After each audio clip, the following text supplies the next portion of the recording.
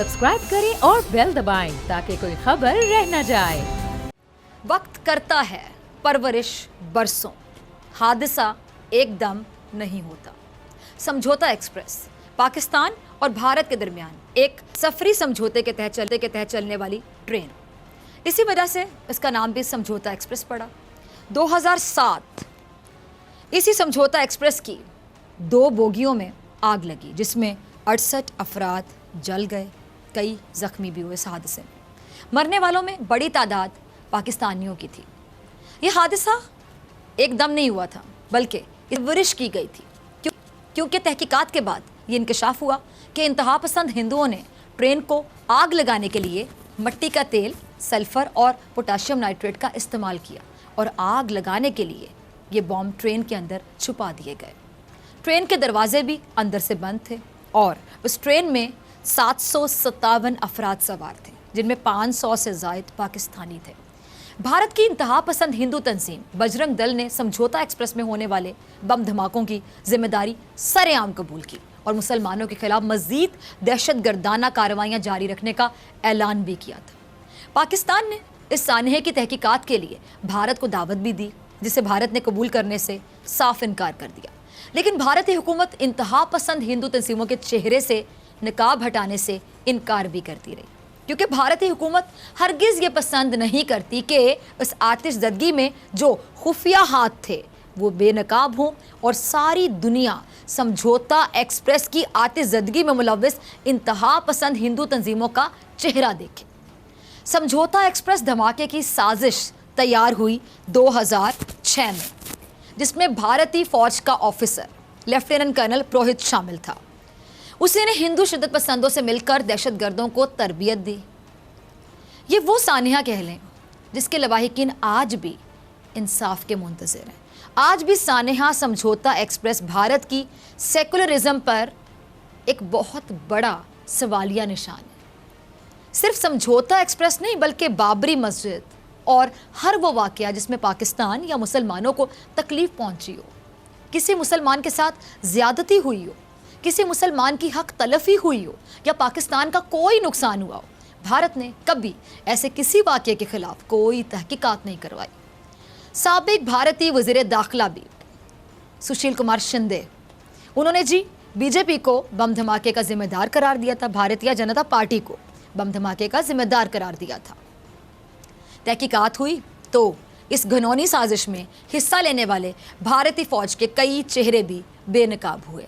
तहकीकात के बाद उस वक्त के हाजिर सर्विस भारतीय कर्नल प्रोहित और मेजर अपाधिया, इंतहा पसंद हिंदू रहनुमा समामी असेम आनंद और कमल चौहान धमाके में मुलविस पाए गए।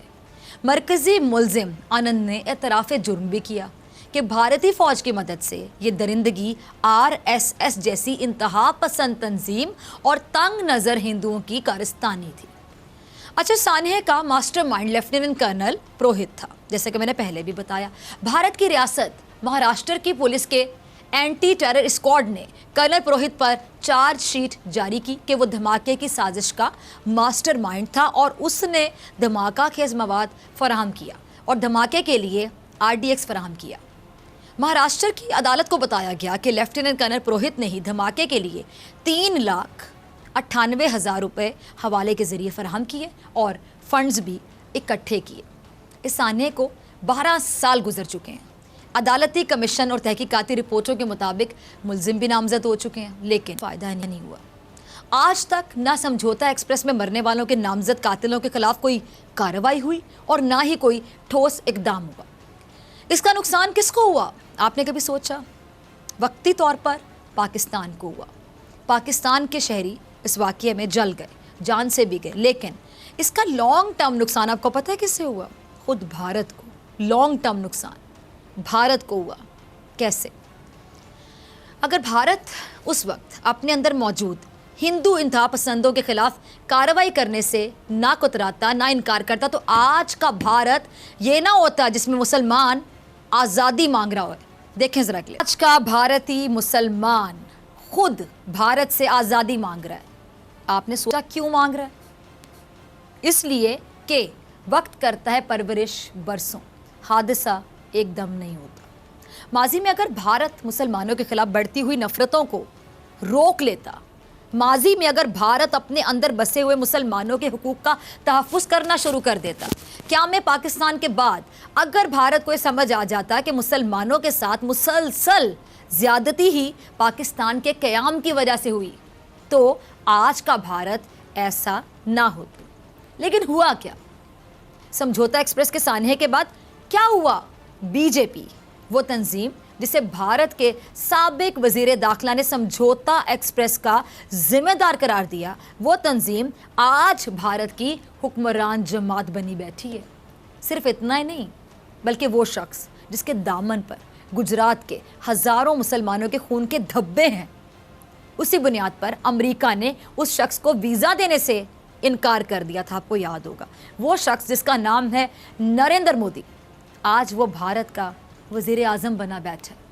और वो शख्स जो सरेआम कहता है कि मुसलमानों की औरतों को उठा लो, मुसलमानों को ज़बरदस्ती हिंदू बनाओ, मुसलमानों को हिंदुस्तान में रहना है तो हिंदू बनने के अलावा उनके पास कोई चारा नहीं, कोई ऑप्शन नहीं। वो शख्स जो बजरंग दल का इंतहा पसंद सरगना है, जिसका नाम योगी आदित्यनाथ, वो आज भारत के एक सूबे का वज़ीर आला बना बैठा है। माजी में तो साजिश के छुप कर तकरीबन 600 मुसलमानों को जिंदा जला दिया गया था, लेकिन आज भारत में ये काम खुलकर किया जा रहा है, सरेआम। आज भारत में मुसलमानों पर जुल्म और ज्यादती को कानूनी शक्ल दे दी गई। इससे ज्यादा जुल्म क्या हो कि कानूनी शक्ल दे दी गई कि खुलकर जुल्म करें इन लोगों पर, चूंकि इनका कसूर है कि मुसलमान है और भारत में रहते हैं। आज भारत के मुसलमानों के साथ क्या हो रहा है देखें जरा। बीजेपी के सरकारी ओहदेदार हैं जो भारत में अपने हक के लिए एहतजाज करने वाले भारतीय मुसलमानों को धमकी दे रहे हैं कि एहतजाज से बाज आ जाओ वरना तुम्हें कुत्ते की मौत मार दिया जाएगा। भारत का सेकुलरिज्म, ये इसे कहते हैं सेकुलरिज्म। ये है भारत की जमहूरियत, ये भारत की हुकूमत, या फिर कह लें कि ये है शाइनिंग इंडिया। ये है इंडिया का शाइनिंग चेहरा, जिसमें 20 करोड़ मुसलमानों को सिर्फ मुसलमान होने की वजह से मारा जा रहा है। अगर भारत पाकिस्तान के क़याम की वजह जान लेता तो शायद आज भारत का मुसलमान बहुत सुकून से होता, या ये कहना ज़्यादा बेहतर होगा कि अगर भारत का मुसलमान पाकिस्तान के क़याम की वजह जान लेता, भारत का मुसलमान अगर जान लेता कि दो कौमी नज़रिया था क्या, पाकिस्तान बना क्यों था, तो वो आज भारत में इस तरह सफ़र ना कर रहा होता, बल्कि आज बहुत सुकून में होता। सब्सक्राइब करें और बेल दबाएं ताकि कोई खबर रह न जाए।